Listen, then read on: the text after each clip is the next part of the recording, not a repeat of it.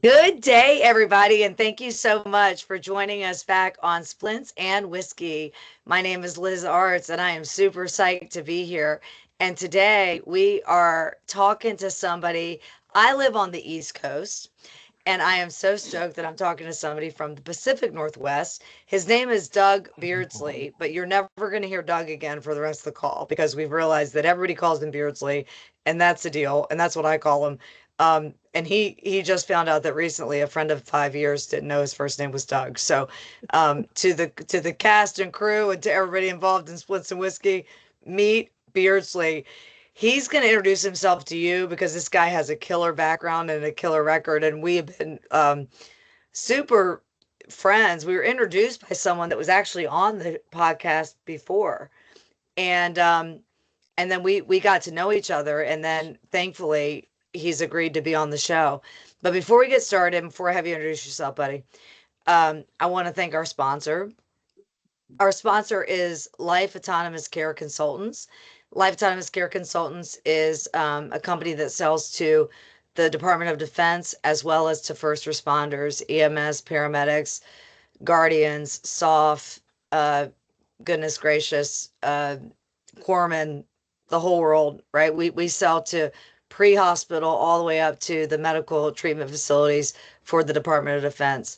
And so if you need anything from LACC, such as hemostatic gauze, IFACs, TECC gear, all the way up to full-bodied, high-fidelity mannequins that speak 15 different languages and give birth, that's what LAC sells. So we know your requirements.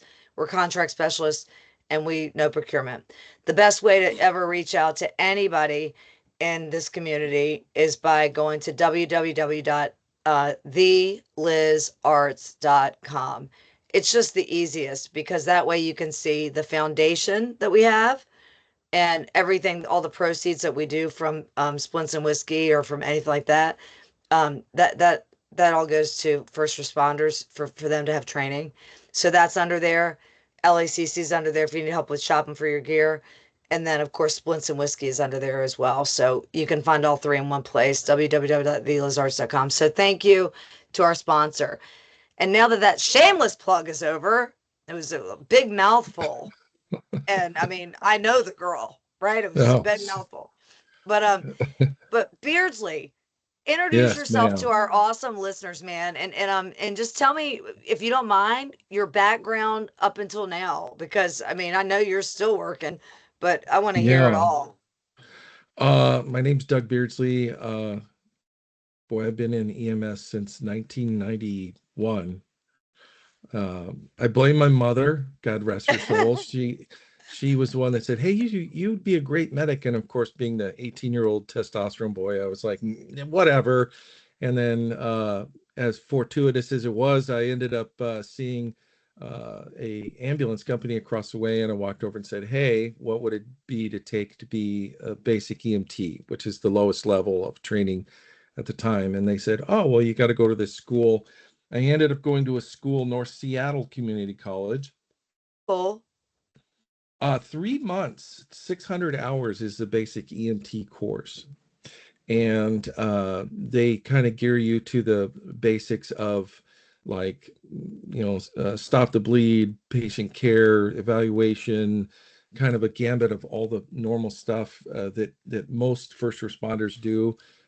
Everything from birthing babies to splinting traumas to stopping bleeds traumas and backboards and patient evaluation and all the asunder, figuring out a person's problem and getting I them to didn't the even emerg. realize EMT was only 3 months. I thought it was longer than that. So the EMT basic for most states is about 600 hours, depending on where Yeah. you're at. Some less, some more. Hmm. And Washington State has EMT-B, which is basic. Um, some of them designate those titles differently depending on where you're at.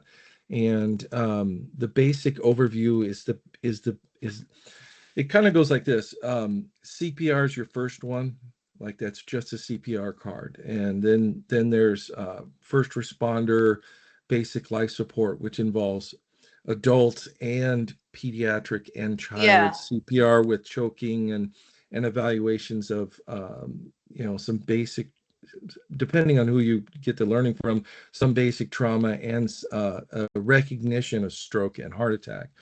Then above that is your EMT-B or first level emergency medical technician. Above that, some places call it intermediate or second level. They're calling it advanced EMT here. And that's where they start introducing some of the cardiac drugs and sometimes, depending on the protocols, IVs and a specific set of medications that they can distribute, depending on the medical program director's direction. And then Right. above that is paramedic, which is another 1,800 hours. And above that is critical care medic. And then there's flight medics that are in there, and then as that goes above that, there's nurse and so on and so forth. So Man, that's kind of the I order of can tell stuff. you're an instructor.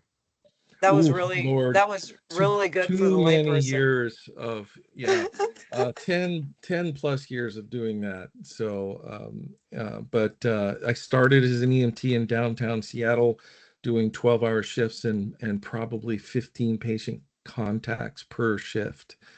That's barely enough time to get them over and get them in the bed and go on the next Right. call. Right. Um, Towards the end of that portion, I ended up getting on the critical care unit. And at the time, that particular company had a designation for a critical care EMT, which was advanced cardiac life support, pediatric advanced life support, pre-hospital trauma life support, and a 40 to 50 hour critical care working with a nurse training. And I thought, I want to do that. This is really getting a little bit too rote, too easy for me. Yeah. I went into that, got about a year and a half into that. And of course, the state, being the state, stepped in and said, we don't have a designation for that.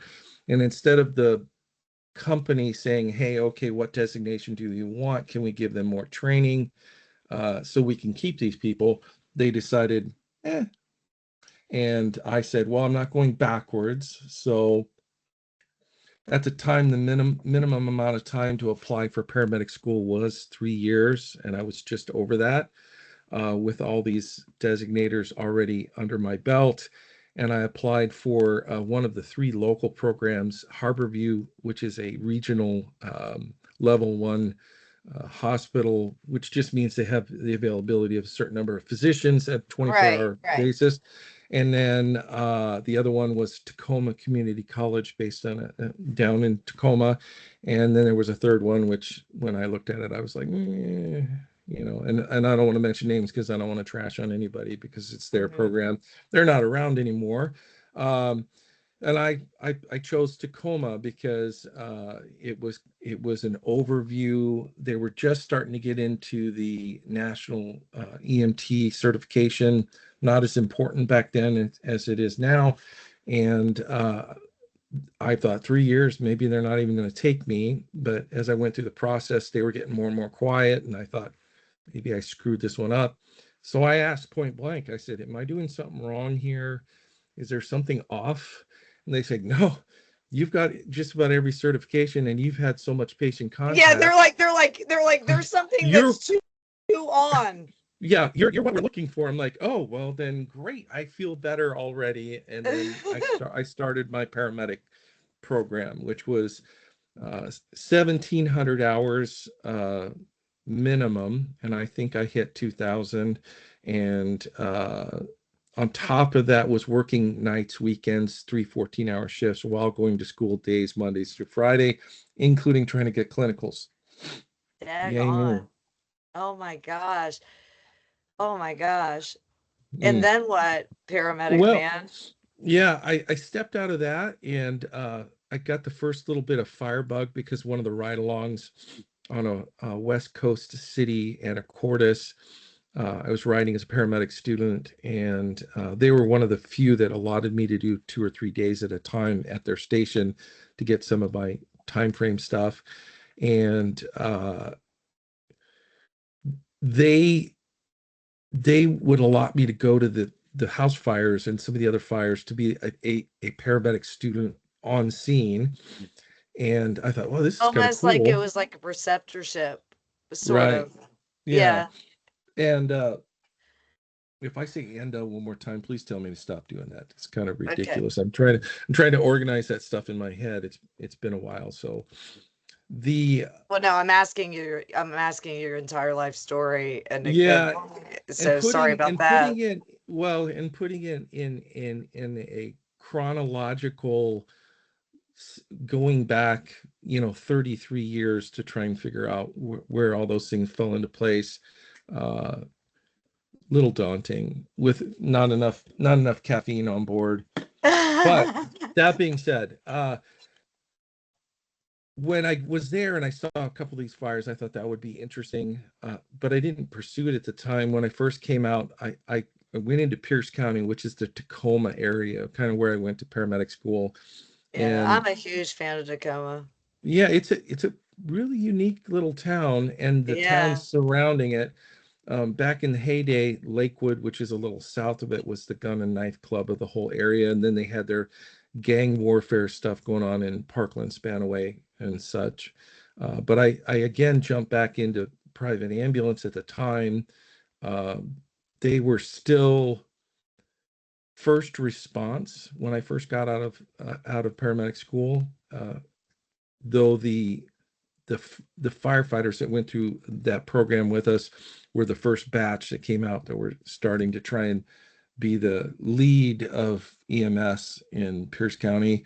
And so we were starting to get mild rivalry going on with them and us. But the jump back into private ambulance reminded me of why private ambulance is a stepping stone and not, a place to stay. Mm-hmm. And when I jumped into that, I got on with a guy that eventually, good on him, went and got his PA, and he worked as a PAC for probably still now, but worked with him for a few, like the first year, just to get kind of wrapped into my new paramedic, designation.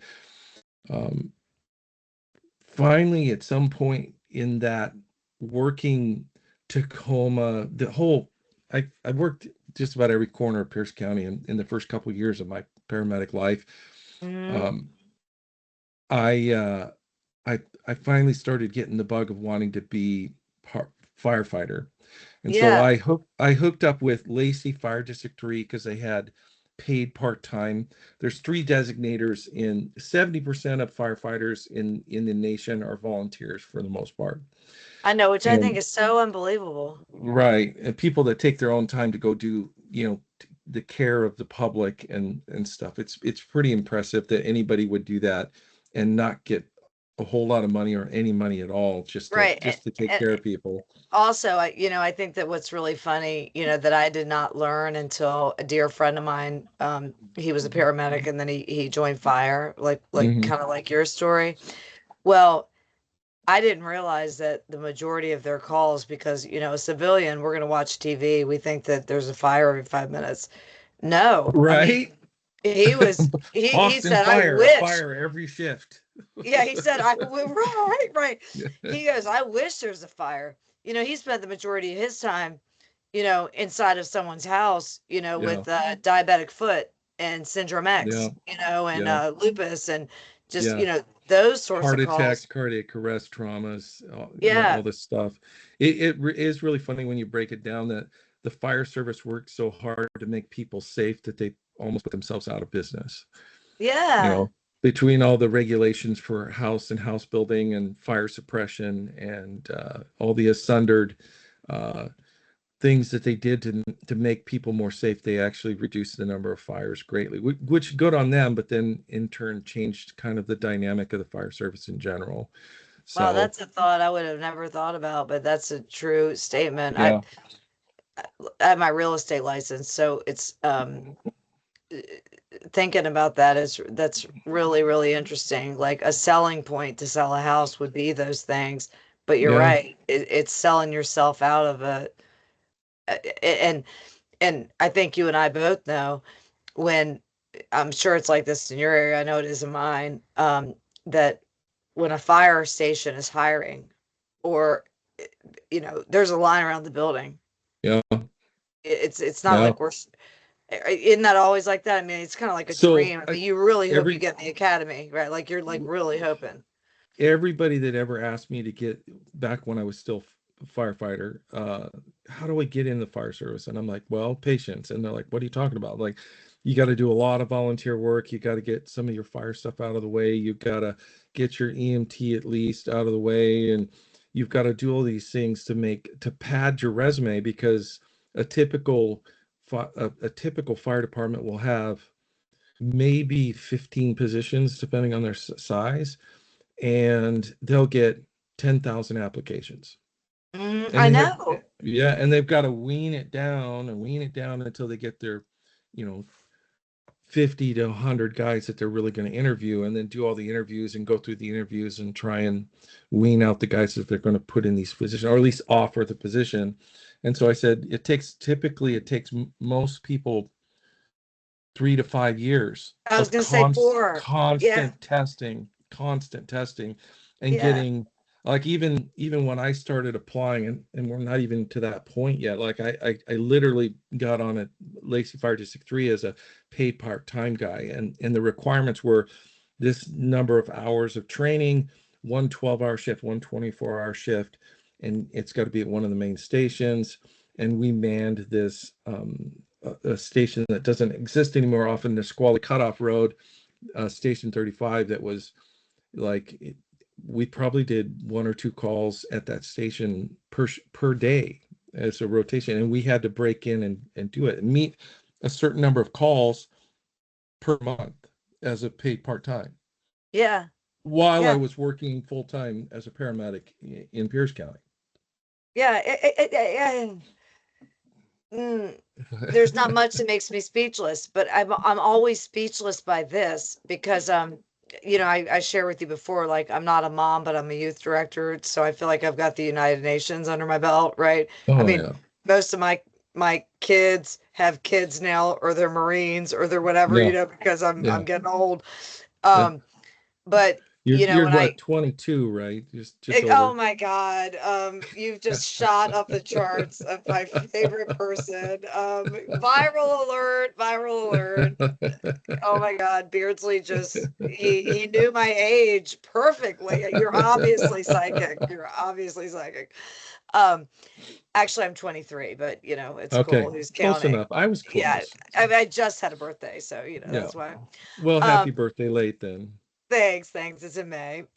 So anyway, so but I look at my kids, Yeah. um that they know what I do for a living. And so a Mm, lot of them went like to ROTC, or a hmm. lot of them, which is, I know that near and dear to your heart, but a lot of them did, like they wanted to go into fire or the police academy or whatever.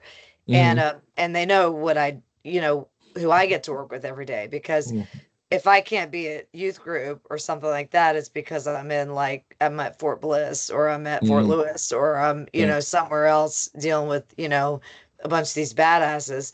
And then I come home, and they're like, "Oh my God, like, what did you see?" And then they want to grow up and be like you guys, right? Yeah. So, but, I've had several of them that even when they were in high school, they started, Beardsley, they started in high school where they were like, "We're going to do an active shooter kit campaign because Hmm. we want to do this, to do this, to do this, to do this," because they knew that it was so hard to get on with the Virginia Beach Fire Department, Hmm. or Chesapeake Fire Department, where I live, Yeah. and so it's crazy. Now I partner with Tidewater EMS pretty closely. We've got a big cool thing coming up that I keep advertising on LinkedIn. I'm sure you've seen it. But you know, these guys are doing so much stuff just to even get in. And then the devastation when it doesn't happen, you got to wait It's another year. it's that's one of the things I try and relay. Is like, I had been, up until I got in the fire service, on I can't even count the number of lists where I was top 3 or top number 1. And right in the middle of it, they're like, yeah, this list is done. And they huck it to the side for whatever reason. It didn't Yeah. matter. Like they wanted to do something different, or they just did it to meet some standard and they weren't going to use the list anyway, or something. I actually got a really good break in my career as I was going along over in the Long Beach, Oahu area. And we're certainly not there yet in discussions of where I was at. But yeah, it is frustrating to beat the band, to get so close so many times, or you have a bad day of having conversations with somebody, and despite your accolades, it doesn't get you to someplace. And Yeah. Yeah. um I hear about you that a know lot with my military I, guys. it happens all the time, and all you got to do is shake it off and start over and keep doing what you're doing. And so there's no I don't think there's a formula. It's just keep plugging along, keep doing what you need to do. And if that's what you want to do, focus on what you want to do, and until somebody says yes. It's far easier to lateral from any of those positions than it is to get in initially. So, Yeah. but the That's volunteer thing was, encouraging. yeah, and I that's why I try and relay, because the reality is that you know those things are always there and always will be there. And the more volunteer time you do, the more uh, stuff that takes away from your normal life, because you're doing these other things sometimes for free, not only rounds you out as an individual to go in and do that, but it also gives a better picture on the resume of who you are and what you really want to do. So like I said, I always tell people, hey, if you want to do it, you just got to put your head down and go forward and keep doing it. You'll hear a lot of no's, and that's okay. But speaking of doing things, I'm currently in discussions with the local high school or district, Riverside District, which is just east of me. And I'm trying to set up a tech class for the teachers and the local whatnot. Um, Meeting some obstacles, but try and work through them. And I think it's something they need. I told them I would do it for free, but I can't let my instructors do it for free. So Yeah. Yeah. Yeah. And so do you own your own company now of trainers? I am I am the sole proprietor of Blue Dragon Strategies LLC. Cool name. I have a class 7 FFL. Blue Dragons came from the 30 plus years of martial arts that I've been doing. So yeah, I Oh, know, oh my surprise. God. Hold on. Hold I on 1 second. I just I have been teaching. I've been through a lot of martial arts. That's a whole nother story if you want to hear that one. But uh, I've been at 10 or so years ago, I started teaching the medical portion of this, and I wanted to start teaching stuff that wasn't taught. Like rapid patient evaluation is one of my classes, and I've got an advanced airway class that I have that's under Oh, Blue Dragon that's Strategies. cool. Yeah, and Yeah. I've got a 3-tiered EKG class, because over my 30 plus years still working as a medic, the hell's wrong with me? Um, uh, Either the Ashley EKG, loves company. yeah, I know, pain is fun.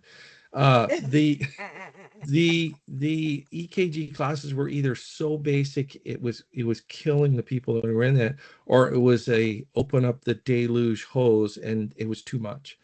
And so I busted up into three different classes, and the first class is an overview of how it should work and some basic recognition. The second class kind of goes into um, specifics that you should, excuse me, be comfortable with, and some anomalies. And the last one gets really weird and goes deep into the red pill. Take the red pill, crazy look at it. If you look at it too long, you start seeing things that aren't there, kind of thing. So, Yeah, yeah, yeah, yeah, yeah. but I So also how teach. many people are in your squad, like in the company? Me, you're looking at it. I'm Yeah, I'm the it. I yeah, mean, I'm the Liz yeah, Arts. yeah. Yeah, I'm yeah. the Beardsley Blue Dragon Strategies and everything that's associated to it. And now I have people I pull in that are experts in the field, and I have other instructors from different places, that if I'm doing something pretty big, like I'm trying to coordinate with Riverside, is the mass casualty thing. I pull people in. Yeah, I do that too. Um, Yeah, I mean, yeah. I think I kind of think like with our communities. I'm sorry to interrupt you, but I think with our community of Okay. people like us, who Mm, are just like junkies for training and for all this mm, stuff. Um, I almost think business wise, it's just smarter to be your own entity, mm, right? And then just partner with a bunch of small people too, because yeah. we know like, well, I can't say the money's there. It's not the money is hard. It's grants, it's this, it's Yeah. that. But when you've been in the business for 30 years, you kind of you know how to coach someone how to at least facilitate a grant or something like that, and I do the same with my customers, like when Mm, they're buying stuff for the military or for the like state local grants. mm, I can teach them now how to procure. It took a mm, long time, but I mean, that's a bitch in the beginning. That's a bitch in the beginning, all the equipment and all that stuff. You don't know how to do it and mm, whatever. But I do what you do too, is that, like, if if you called me and said, hey, I've got this training class, but I don't have a full body mannequin, but I need it for this and that, but I've got airways, then mm, it's like, I'm like, well, dude, I've got a mannequin.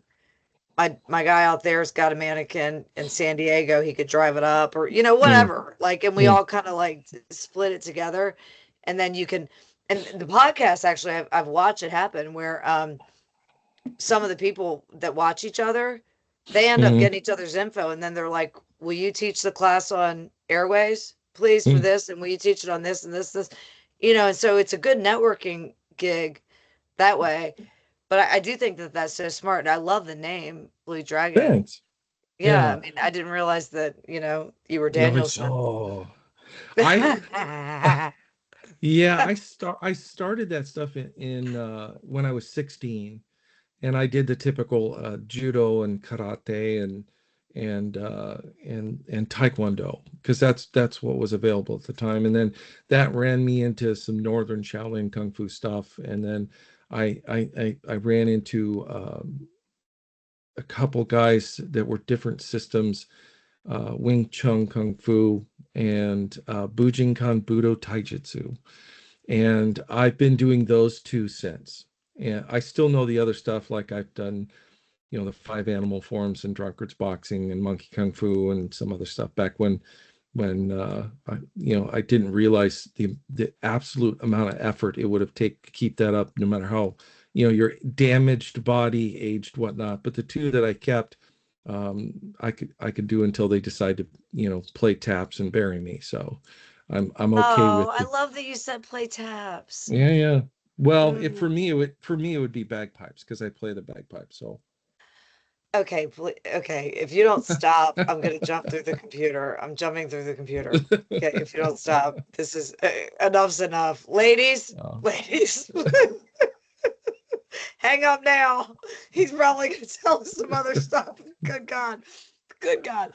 Okay, good Lord. Okay, so yeah, taps, bagpipes. Love yeah, both of those. yeah, yeah. Wowzers. Oh, the bagpipes are.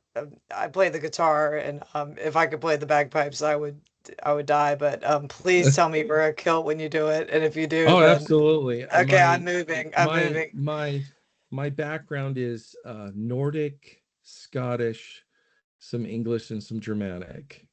And I got hooked in the whole thing. And I started the bagpipes. I the exact But same.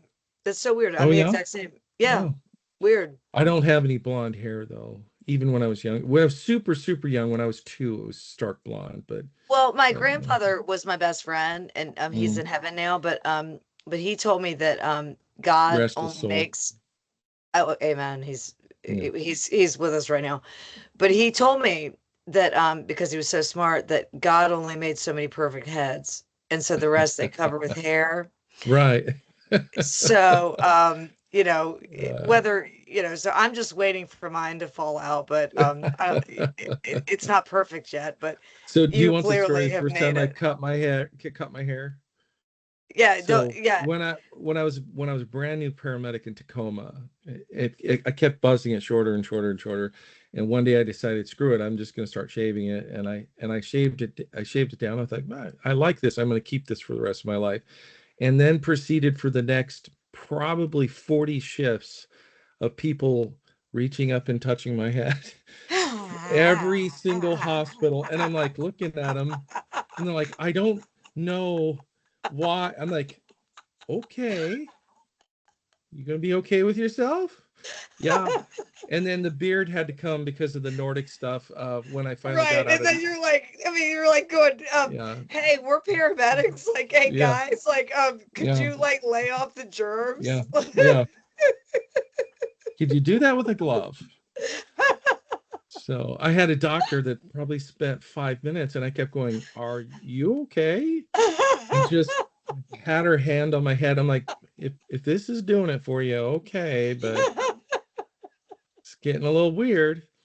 So that was my cutting my hair story. So Oh my gosh. I think that I don't know if I can go on anymore. I feel like I just did sit-ups because I'm laughing so but the reason that is so true. Why do people do uh, that? They I think it's on the same line of people that want to touch a pregnant lady's belly. Like there's right. some bizarre attachment that needs to happen, and that's also just, if not weirder, that people just walk up and want to put their hand on the belly of a pregnant lady. But I it and then know. that kind of tapered down after a while, and so you know the hair thing. There we go, and I've been doing it since. So I'm that losing was it. I'm losing 30, it. 30 years ago, and it's still the same. So Oh my gosh. Well, I like it. I like it. It's working for you. It's working for you. thanks. That's for sure. Thanks. So, let me ask you this with all your experience. So, Mm, you've been in the field, EMT, which I got your vibe on it. You know what I mean? okay. Like in the beginning, of course it was awesome. And then, but then, you Don't just get grew me out of wrong. it. I mean, Don't get me wrong. EMTs do a ton of stuff, and the common phrase in the group of emergency responders is EMTs save paramedics. And uh, everything I teach, the basics are the foundation, which is the EMT world. And even at a doctor level, the basics are a foundation. And if you're not adequate and focused in on those basics, advanced stuff doesn't matter. So yeah, yeah, yeah, yeah. So you did that. You've done the mhm, paramedic, you're mhm, firefighter, and a million other things. Police officer at one point. We don't even have to mhm, go there, but you were. yeah, Um, and all these different things.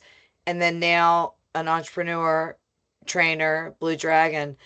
Um, I believe I can already tell the answer to this question, okay. but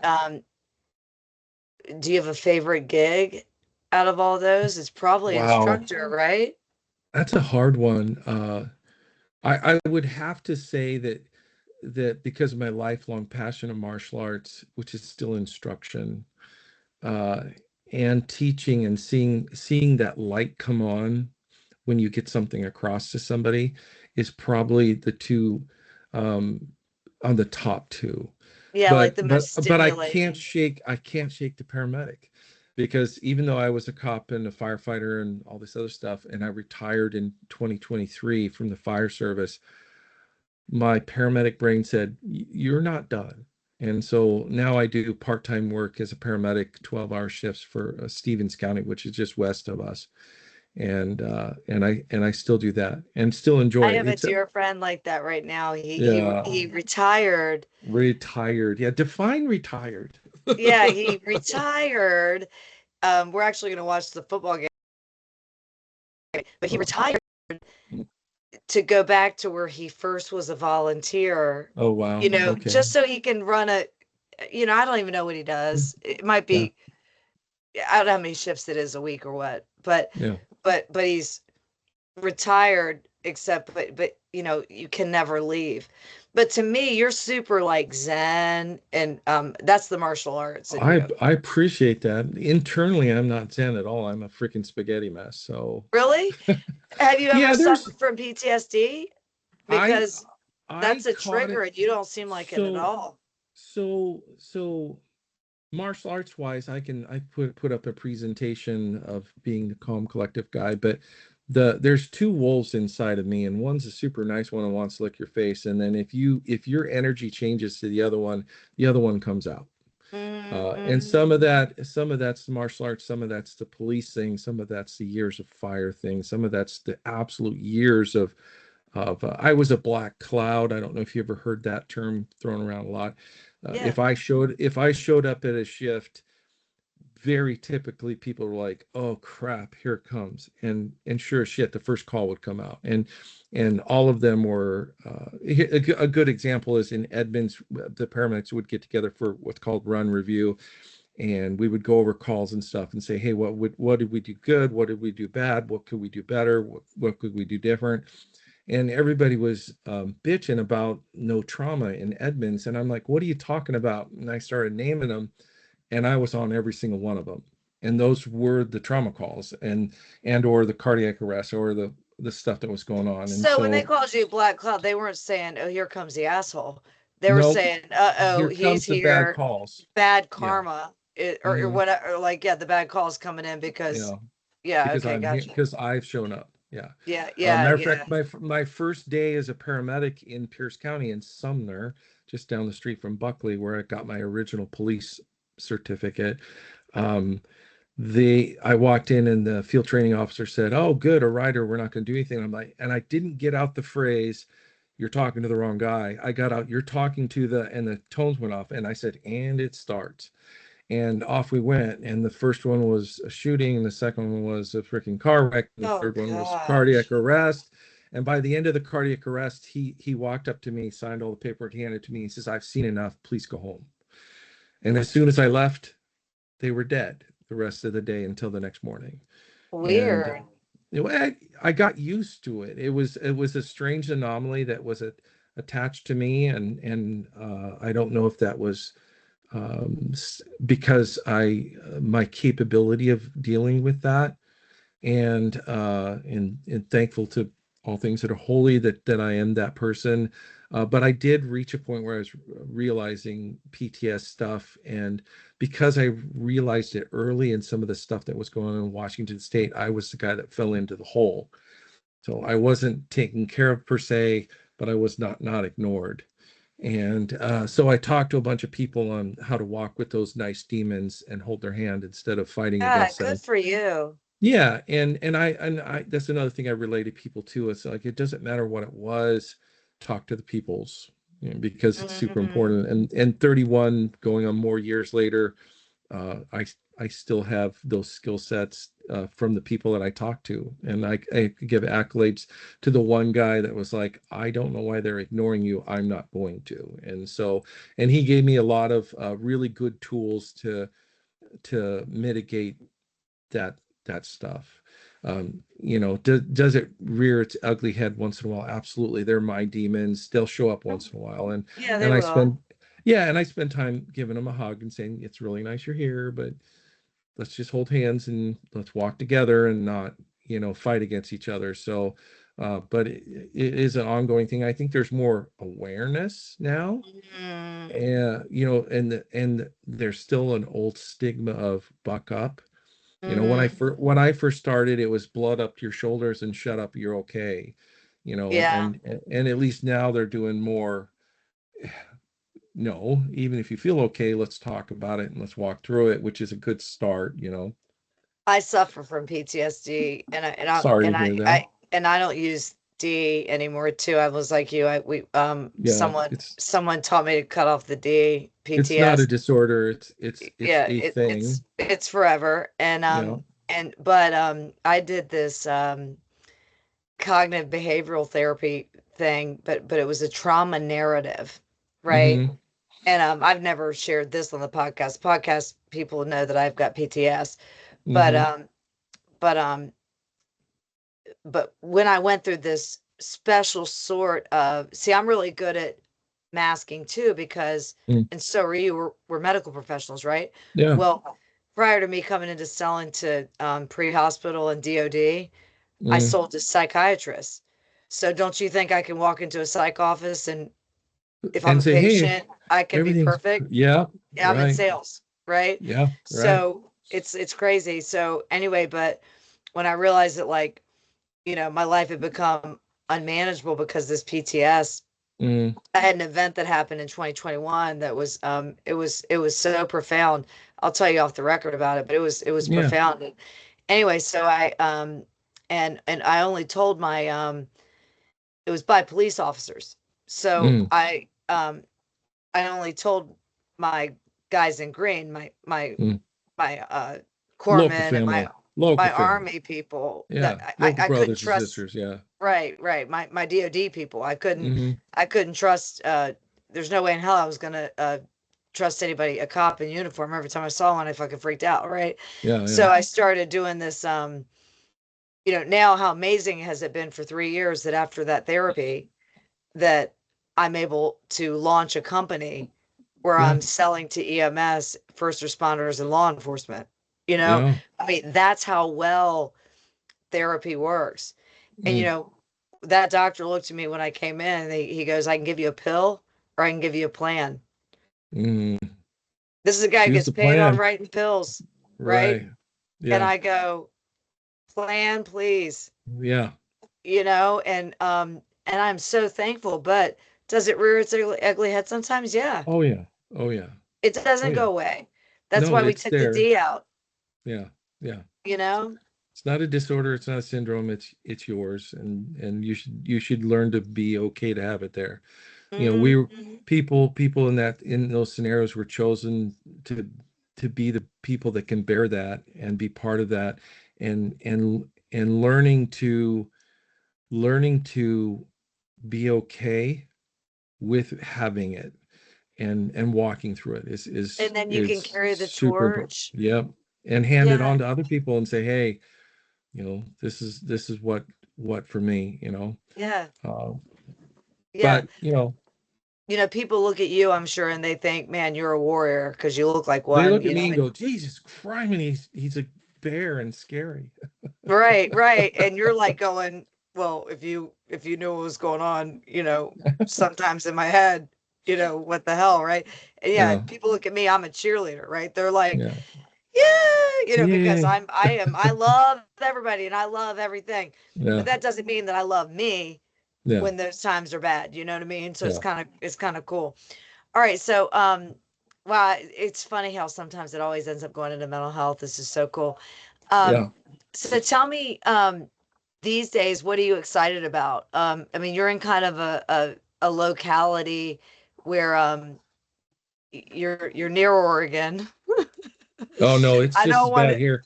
I don't I want to get into call I mean, like, I don't want to make No, you even get into no. politics. I purposely call the mountain range between the west side and the east side the DMZ, Uh-huh. because because the second you cross over, you're in enemy territory. And the nice part is we're closer to Idaho, where we're sitting, and in the east, on the east side of Washington State. Uh, Bless the patience of the people around here dealing with the people down in the capital. Uh, it's getting crazy, so much crazy that it's affecting my business because of my class 7 FFL and some of the stuff I build with another friend of mine who's a really close friend of mine, Frank Plum, who's an ex Special Forces guy. It was with the 3rd and then the 19th out of Buckley. I've known him for 10 plus years, and he and I have built some stuff for DHS and DOJ and DOD, and mostly through his business. But now that I'm doing stuff, he's starting to send stuff my way because I do Cerakoting here under Blue Yeah. Dragon Strategies.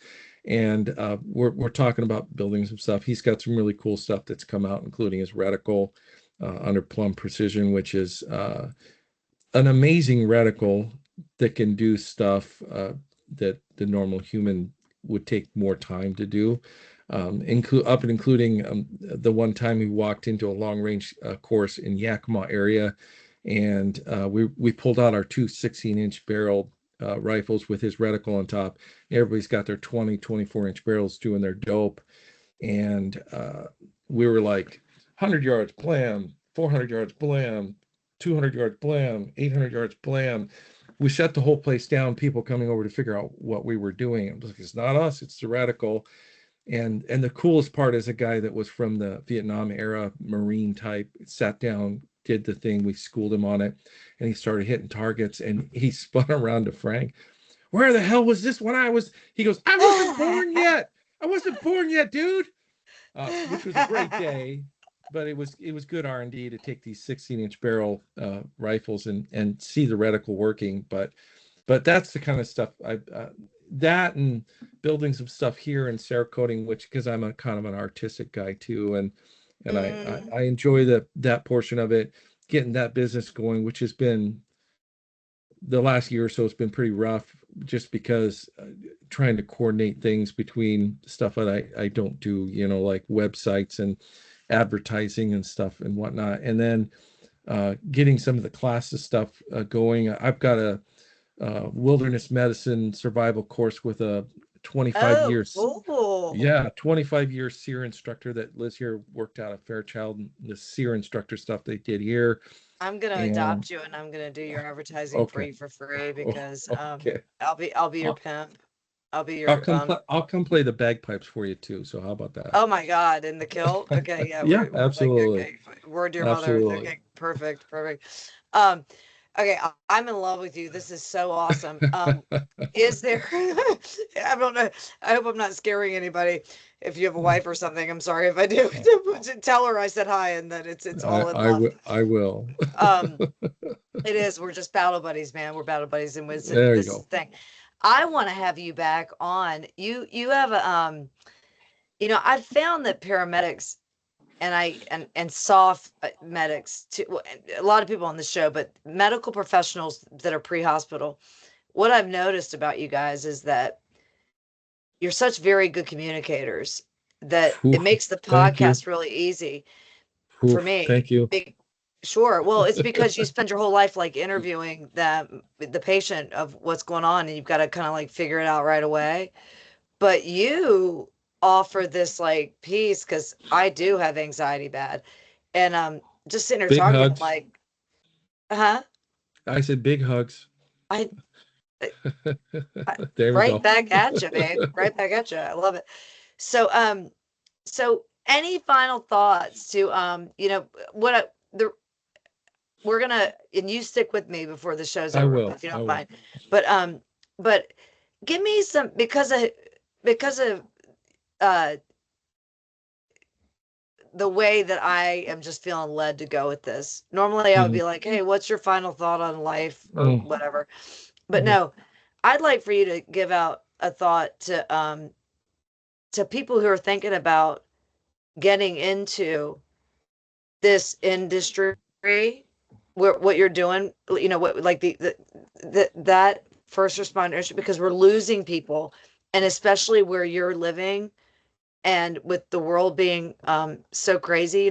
People always talk about veteran suicide, and they very rarely ever talk about our EMS people, right? And we're losing those guys too. So what do you think?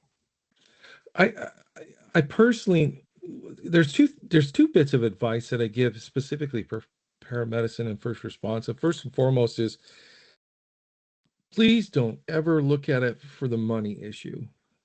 And the reason being is because there's so much intensity in that forum, police, fire, EMS, that unless you have a burning desire to take care of people at their worst, and see them at their worst in any particular moment in time, and that's not somewhere in your stomach, deep down, don't do it. And that includes all my buddies that are in Army, I've got friends in the Navy and special operations as well. And I tell people, unless you've got an absolute burning desire, and then I follow it up with, if you do have that burning desire and it's not about money, you should absolutely, from minute one, start figuring out the plan, like you were talking about, like Yeah. how to be okay with those demons and whatnot. And sadly, because of my era, it took a long time before I could start figuring out the plan. And you're never going to be perfect at the plan. You'll have good and bad days, where you fuck up the plan altogether. But as long as you're always working at the plan and And having, if you know, if you yeah, know at that point, like yesterday I had a bad day kind of, and it was hmm, weird because I hadn't in a while, but yeah, I knew. yeah, yeah, So I lit a candle. I took a little yeah, break. I canceled an yeah, appointment. Like it yeah, was something little, but yeah. Well, and self-care. it's always the little bit of daily stuff, you know. Yeah. Yeah. Um, but I mean, if I were to impart upon somebody the ins and whatnots, it is exciting, it is dynamic because it's always different. Sometimes the hard part is sometimes it is boring and you do nothing, but then suddenly less than 30 seconds you're expected to do something, and it's profound. Yeah. Granted, a lot of the calls when you go and find out aren't profound. They're pretty boring themselves, but that still falls into, you're suddenly doing something which causes stressors on the body as well, along with lifting and moving and all these other sundered things, and sometimes wrestling with people and so on and so forth. But having a plan, having a distinct plan on eating and living and dealing with those demons, and being aware and being part of it. I mean, that led me to some instruction stuff too. Like I do the left to bang stuff with Joseph Badu. I'm Hmm. one of their instructors, but that's a recognition thing too. And if you take that and apply it to yourself on recognition of certain things, that will also be helpful with you doing, you're doing your daily and making sure daily is okay. And having people that are in your small circle, it's not about 8 million followers or 8 million Oh, supposed likes friends, and right? yeah, yeah, all The that handful of people that fake you can sit crap. down and Yeah. actually be involved with and have the ability to talk to and get Yeah. those things out. So Yeah. the Oh my gosh. paramount. So Um, and having the reality, like we talked earlier about, like if that's what you want to do, just know that there's going to be times where you hear no, right? Until you get to doing that. And so don't take that as an offense, but take it as okay, that's just another stepping stone. What else do I need to do? yeah, yeah, yeah. So, God, touche. Let me just say, just touche. okay. I don't need to. I don't need to reiterate what you just eloquently said. I'll tell you what, Beardsley, you're my dude, man. Um, Well, I have to say three things. You have been an absolute pleasure every time I've talked to you. I enjoy our talks, and thank you. I hope that I gave some interesting accolades to the process of whatnot, and entertaining enough to keep people to whatnot. So, and but I don't you know know, anybody who would not watch this and be like, thank you. Barry, you're the Barry White of the podcast. Thanks. But I'm gonna name it something like Lamb in a Lion's Body because, oh my God, you've got so much going for you. So, all right, you stick with me. Let me thank the guests I because we're will. out of time. Absolutely. All right. Absolutely. Guys from Splints Whiskey, guys and gals, our listeners, thank you so much for sticking around today and listening to this awesome fella. What a gentleman. Oh my gosh. I swear, it's like I'm never speechless and I'm completely speechless with him. So thank you so much. Uh, we again, thank our sponsors, but we already said who they were. And then stick with us. We'll see you next week. I'd like to have Beardsley back. If you guys want to know more about his company, what is your website? I'm gonna say I'll put it in the link, but tell So them. So or how do they get in touch with you? the website is part of my consternation.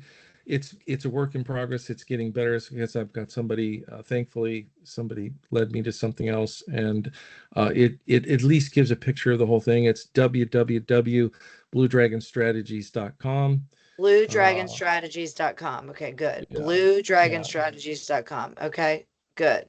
I want to make sure they know that, and I'll put it in the comments, and yeah.